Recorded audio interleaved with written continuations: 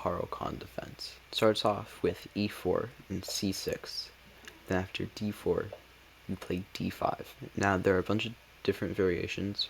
Usually white will either take, push, or play knight c3. And we're going to be covering right now the exchange variation. So takes, and then white brings out the bishop. You're going to bring out your knight, and then white's going to play c3. You can play knight to f6, and then after white brings out the bishop, you can go g6.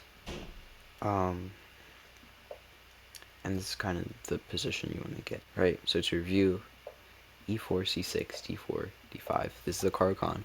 Then if white takes, you take back. White brings out the bishop. You bring out your knight. White goes c3, and then you can play knight f6 or queen c7, which covers the f4 square, which is nice. And then yeah, the game goes on.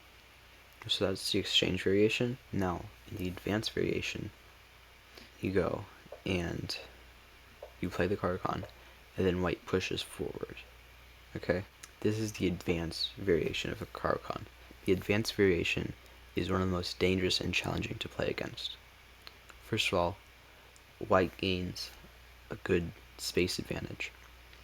White also has enough initiative on the king side to launch a devastating attack against black. So here you're going to want to play bishop to f5, and this is a classical way to play the advanced variation. Now knight f3 is the most classical response for white. White is eventually going to castle king side, and then try to develop the bishop here as well. And then here you're going to play e6. We're locking in our position by having a very solid pawn chain. You know, it's almost like in London. You know, you got this nice pawn pyramid, and black is already doing well in terms of defensive and positional play, and black gets to be on offense in the middle game. White often plays bishop e2. So here you're going to want to play c5, and this is needed to fight for the center.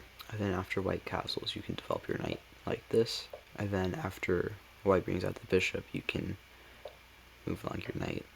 And then if white takes, then you want to go here. And now two knights are eyeing on the e-pawn.